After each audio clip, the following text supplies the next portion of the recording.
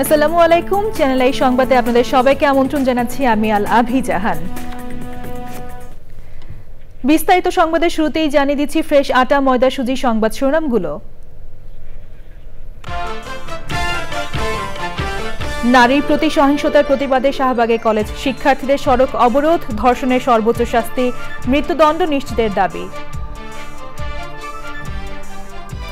লালমাটিয়া ও শ্যামলীতে নারীদের লাঞ্ছনার ঘটনায় দুজন আটক, রাজনৈতিক পরিচয় আছে কিনা খতিয়ে দেখছে আইন শৃঙ্খলা রক্ষাকারী বাহিনী।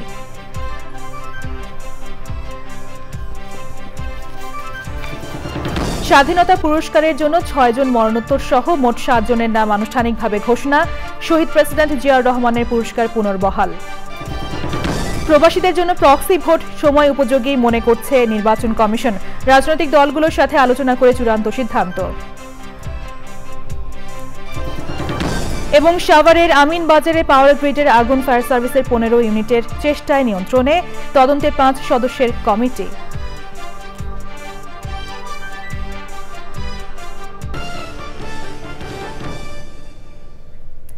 সংবাদ শিরোনামগুলো জানাচ্ছিলাম। এখনকার এই সংবাদ আয়োজন একই সঙ্গে চ্যানেল আই এর ইউটিউব চ্যানেলে এবং চ্যানেল আই এর ওটিটি প্ল্যাটফর্ম আই স্ক্রিনে লাইভ স্ট্রিম হচ্ছে। এবার বিস্তারিত। নারীর প্রতি সহিংসতার প্রতিবাদে রাজধানীর শাহবাগে সড়ক অবরোধ করেছে কলেজ শিক্ষার্থীরা। ধর্ষণের সর্বোচ্চ শাস্তির মৃত্যুদণ্ড নিশ্চিতের দাবি জানিয়েছে তারা। সেখানে আছেন পরাগ আজিম, যাচ্ছি তার কাছে। পরাগ, শাহবাগে বিক্ষোভের সবশেষ খবর আমাদের জানাবেন।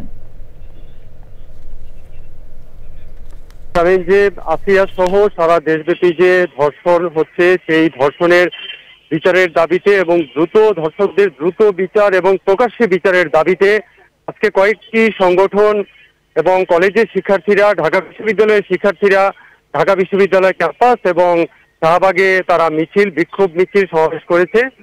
সর্বশেষ যে ঢাকার প্রায় 30টি কলেজের শিক্ষার্থীরা শাহবাগ জাতীয় জাদুঘরের সামনে অবস্থান নেয় সকাল 11টার কিছুক্ষণ পরে, এবং তারা দুপুর 1:30টার দিকে শাহবাগ মোড় অবরোধ করে ফেলে একই দাবিতে, অর্থাৎ ধর্ষকদের সর্বোচ্চ শাস্তি এবং দ্রুত বিচার এবং সেই বিচারটা যাতে প্রকাশ্যে হয় সেই দাবিতে তারা শাহবাগ মোড় অবরোধ করে রাখেন প্রায় 15 মিনিট। তারপর 2:15টার দিকে তারা শাহবাগ মোড় ত্যাগ করেন। সড়কে যানবাহন চলাচল স্বাভাবিক হয় এবং তারা যথারীতি আবার জাতীয় জাদুঘরের সামনে এসে অবস্থান নিয়েছেন এবং এখনো তারা জাতীয় জাদুঘরের সামনে অবস্থান করছেন। তারা স্লোগান দিচ্ছেন ধর্ষকদের বিরুদ্ধে এবং সরকারের কাছে তারা বারবার আবেদন করছেন যে এই সমাজে, একটি সভ্য সমাজে এরকম ধর্ষণ চলতে পারে না, তাই বিচার হচ্ছে না। আগে থেকেই যদি বিচারগুলো দৃষ্টান্তমূলক বিচার হতো তাহলে আজকে এই ধরনের ঘটনা ঘটতে পারতো না, যেটা আসিয়ার উপর 8 বছরের শিশু, মাগুরা শিশু আসিয়ার উপর হয়েছে। তো এই বিষয়গুলো যাতে চিরতরে বন্ধ হয় সেই জন্যই তারা বেশ কিছু দাবিও সেখান থেকে তুলে ধরেছেন কলেজের শিক্ষার্থীরা।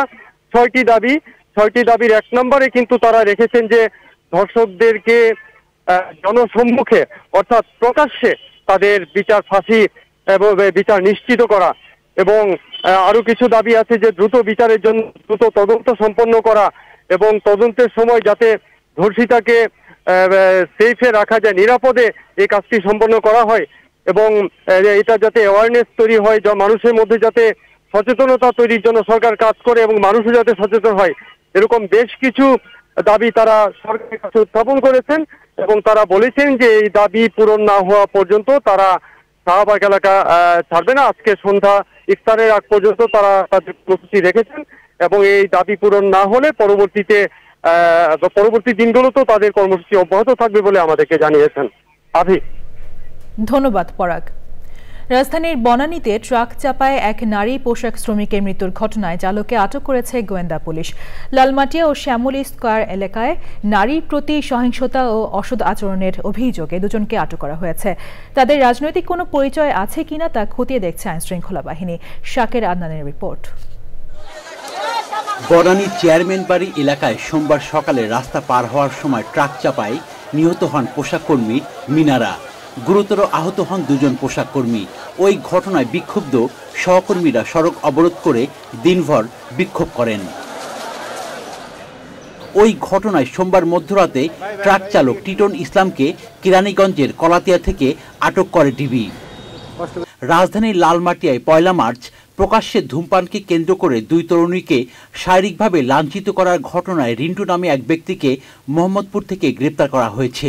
এছাড়া শ্যামলী স্কয়ারে 29 আগস্ট নারীদের মারধর করে সামাজিক যোগাযোগ মাধ্যমে ছড়িয়ে দেওয়ার অভিযোগে রাসেল হোসেনকে মতিঝিল এলাকা থেকে গ্রেপ্তার করেছে পুলিশ। দুজন ভদ্রমহিলা তারা রাস্তায় দাঁড়িয়ে চা খাচ্ছিলেন। একটা পর্যায়ে ধূমপান ইস্যুকে কেন্দ্র করে এই গোলাম মুস্তাফা রিন্টু যিনি তার সাথে বাকবিতণ্ডা হয় এবং এক পর্যায়ে গোলাম মুস্তাফা রিন্টু মহিলাদেরকে কিছুটা অবরোধ করে এবং এই প্রেক্ষিতে ওদিন যে যার যার মতো অবস্থায় চলে যায়। পরবর্তীতে এই ঘটনার উপর আমরা বিষয়টা তদন্ত অব্যাহত রাখি। ভিডিও ভাইরাল হয়েছে ব্যাপকভাবে। সেই ভিডিওতে আমরা দেখেছি একজন লোক রাস্তায় অবস্থান করা কিছু নারীদের প্রতি খুব বাজেভাবে আচরণ করছিলেন এবং এই নারীদেরকে শারীরিকভাবে তিনি হেনস্থা করেছিলেন এবং শুধু তাই না, এই হেনস্থার পাশাপাশি এই ঘটনাটা ভিডিও করে সামাজিক যোগাযোগ মাধ্যমে ছড়িয়ে দিয়েছিলেন, যার মাধ্যমে আমাদের এই বিষয়টা দৃষ্টিগোচর হওয়ার পর থেকে ঢাকা মেট্রোপলিটন পুলিশ বিষয়টা নজরদারির মধ্যে রেখেছে। ডিএমপি বলছে নারীর প্রতি সহিংসতাকারীদের আইনের আওতায় আনা হবে। Shakir Adnan, channel I, Dhaka. স্বাধীনতা পুরস্কারের জন্য 6 জন মরণোত্তর সহ মোট 7 জনের নাম আনুষ্ঠানিকভাবে ঘোষণা করা হয়েছে। বিজ্ঞান ও প্রযুক্তিতে অধ্যাপক জামাল নজরুল ইসলাম মরণোত্তর, সাহিত্যে মীর আব্দুস শুকুর আল মাহমুদ মরণোত্তর, সংস্কৃতিতে নভেরা আহমেদ মরণোত্তর, সমাজসেবায় স্যার ফজলে হাসান আবেদ মরণোত্তর, মুক্তিযুদ্ধ ও সংস্কৃতিতে মোহাম্মদ মাহবুবুল হক খান ওরফে আজম খান মরণোত্তর, শিক্ষা ও গবেষণায় বদরুদ্দিন মোহাম্মদ উমর এবং প্রতিবাদী তারুণ্য ক্যাটাগরিতে আবরার ফাহাদকে মরণোত্তর পুরস্কার দেওয়া হবে। এছাড়া শহীদ প্রেসিডেন্ট জিয়াউর রহমানকে 2003 সালে দেওয়া স্বাধীনতা পুরস্কার পুনর্বহাল করা হয়েছে। স্পিকার কর্তৃক রাষ্ট্রপতিকে শপথ পড়ানোর বিধানকে কেন অসাংবিধানিক ঘোষণা করা হবে না জানতে চেয়ে রুল জারি করেছেন হাইকোর্ট। গীতিকবি ও সংবিধান বিশ্লেষক শহীদুল্লাহ ফরায়েজির করা রিট আবেদনের শুনানি শেষে এই আদেশ দেন বিচারপতি AK-M আসাদুজ্জামানের নেতৃত্বে হাইকোর্ট বেঞ্চ। 8 সপ্তাহের মধ্যে জাতীয় সংসদ সচিবালয়ের সচিব, আইন, বিচার ও সংসদ বিষয়ক মন্ত্রণালয়ের সচিব সহ সংশ্লিষ্টদের জবাব দিতে বলা হয়েছে। রিট আবেদনকারীর আইনজীবী ওমর ফারুক বলেন, সংবিধানে রাষ্ট্রপতিকে প্রধান বিচারপতির শপথ পড়ানোর বিধান ছিল। পরবর্তীতে সংবিধান সংশোধন করে রাষ্ট্রপতিকে স্পিকারের শপথ পড়ানোর বিধান সংযুক্ত করা হয়। রিটে চাওয়া হয়েছে রাষ্ট্রপতি প্রধান বিচারপতিকে যেমন শপথ পড়াবেন তেমনি প্রধান বিচারপতি রাষ্ট্রপতিকে শপথ পড়াবেন। তবে বাংলাদেশে এর ব্যত্যয় দেখা যাচ্ছে উল্লেখ করে তিনি পূর্বের বিধান ফিরে আসবে বলে আশা প্রকাশ করেছেন।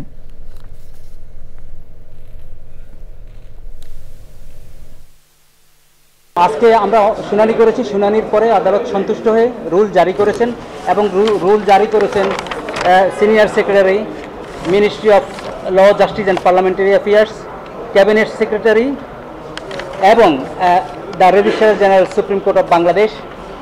এই 3 জনের উপর রুল জারি করা হয়েছে এবং সেখানে কোর্টকে আমরা বুঝাতে সক্ষম হয়েছি যে বাংলাদেশের 2 জন প্রতি 2 জন হেড, 2 জনের নামের আগে লেখা থাকে বাংলাদেশের প্রধান বিচারপতি, বাংলাদেশের রাষ্ট্রপতি, আর স্পিকার হলো জাতীয় সংসদের স্পিকার, একটা পার্টের স্পিকার।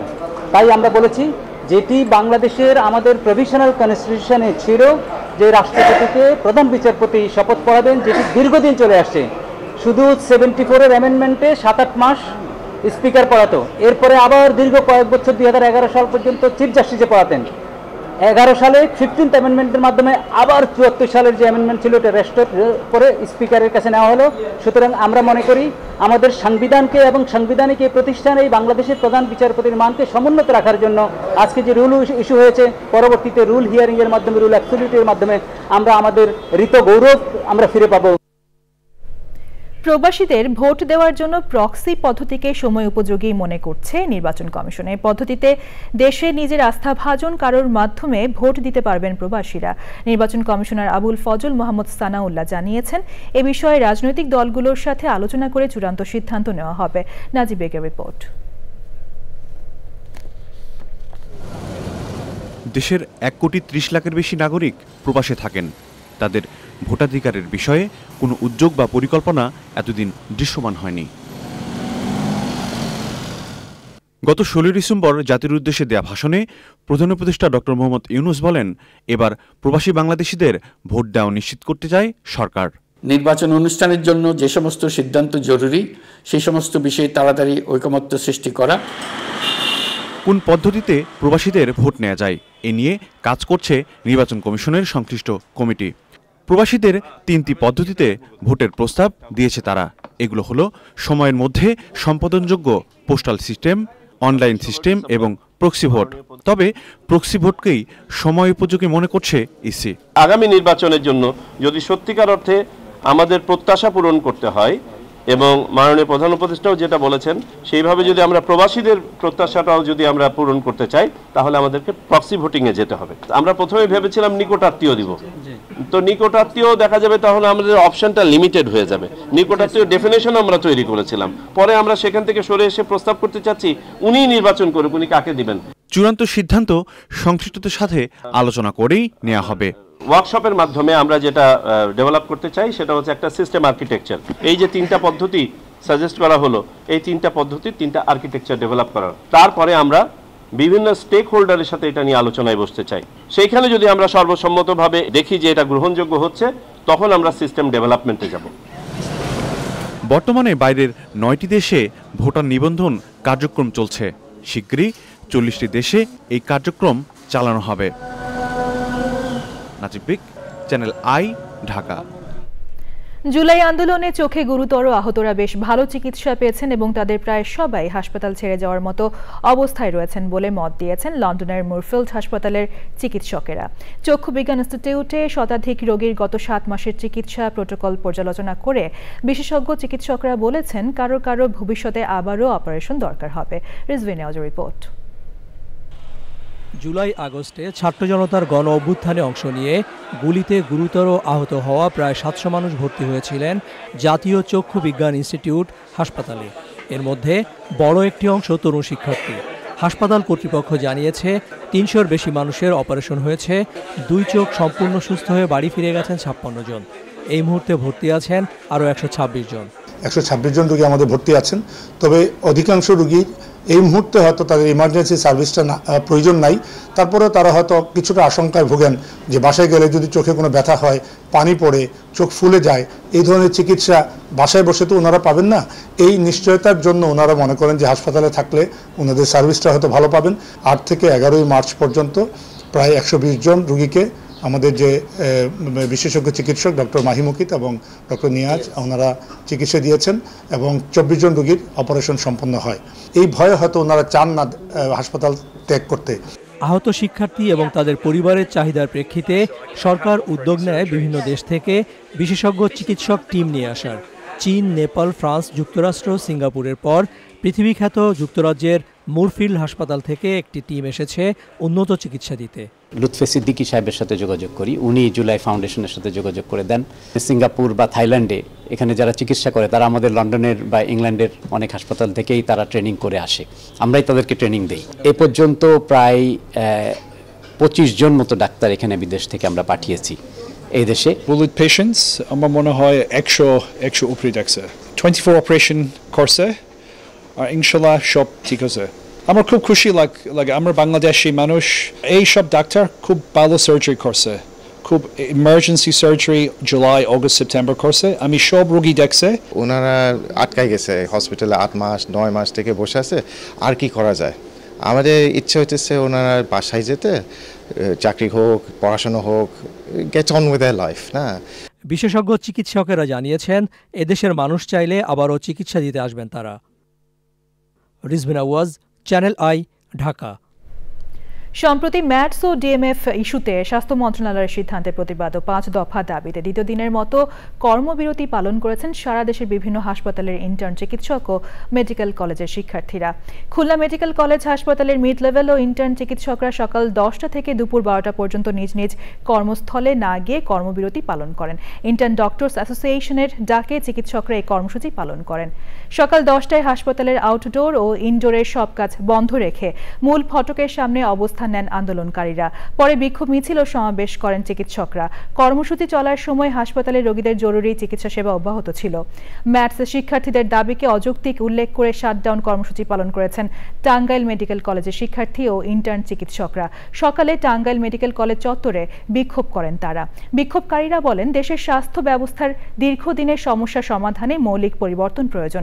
রাজশাহী মেডিকেল কলেজ হাসপাতালের ইন্টার্ন চিকিৎসকরাও একই কর্মসূচি পালন করেছেন।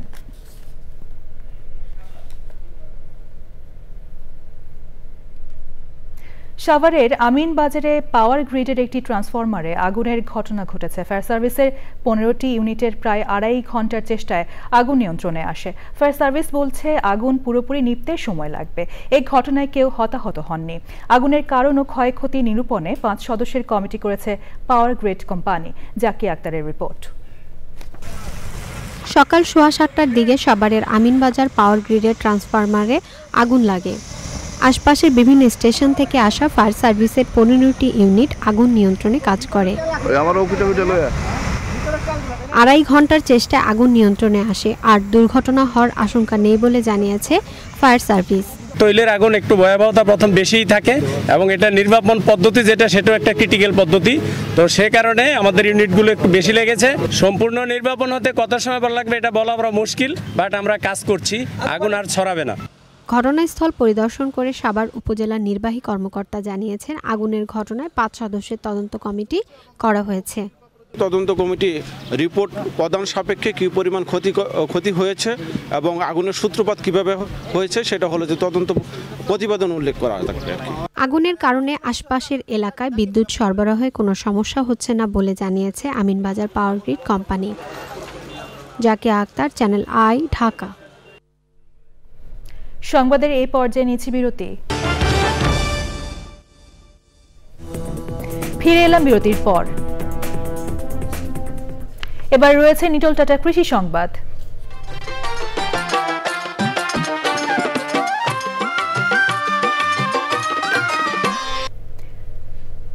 কেঁচো সার উৎপাদন করে স্বাবলম্বী হয়েছেন শরীয়তপুরের ভেদরগঞ্জের রিনা বেগম। তাকে সার্বিক সহায়তা ও পরামর্শ দিচ্ছে স্থানীয় কৃষি বিভাগ।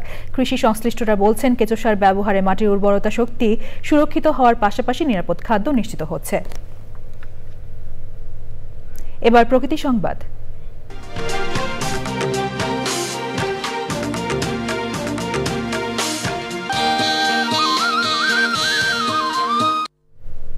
ভয়াবহ শব্দ দূষণে অতিষ্ঠ ঝালকাঠি শহরবাসী। দিনরাত মাইকের উচ্চ শব্দে হুমকিতে জনস্বাস্থ্য। শব্দ দূষণ বন্ধে দ্রুত পদক্ষেপ নেওয়ার দাবি ভুক্তভোগীদের। অভিযোগ পেলে ব্যবস্থা নেওয়ার আশ্বাস দিয়েছে পরিবেশ অধিদপ্তর। এখন দেখবেন খেলার খবর।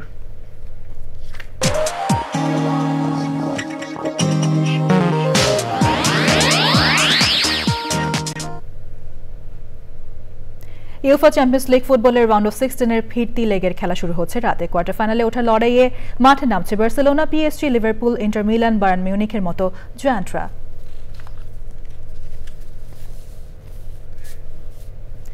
সবশেষে ফ্রেশ আটা ময়দা সুজি সংবাদ শিরোনামগুলো জানিয়ে দিচ্ছি আরও একবার। নারী প্রতি সহিংসতার প্রতিবাদে শাহবাগে কলেজ শিক্ষার্থীদের সড়ক অবরোধ। ধর্ষণের সর্বোচ্চ শাস্তির মৃত্যুদণ্ড নিশ্চিতের দাবি।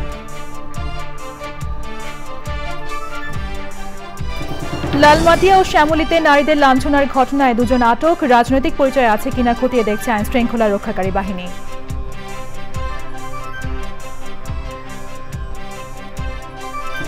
স্বাধীনতা পুরস্কারের জন্য 6 জন মরণোত্তর সহ মোট 7 জনের নাম আনুষ্ঠানিকভাবে ঘোষণা। শহীদ প্রেসিডেন্ট জিয়াউর রহমানের পুরস্কার পুনর্বহাল। প্রবাসীদের জন্য প্রক্সি ভোট সময় উপযোগী মনে করছে নির্বাচন কমিশন, রাজনৈতিক দলগুলোর সাথে আলোচনা করে চূড়ান্ত সিদ্ধান্ত। এবং সাভারের আমিনবাজারে পাওয়ার গ্রিডের আগুন ফায়ার সার্ভিসের 15 ইউনিটের চেষ্টায় নিয়ন্ত্রণে, তদন্তে 5 সদস্যের কমিটি।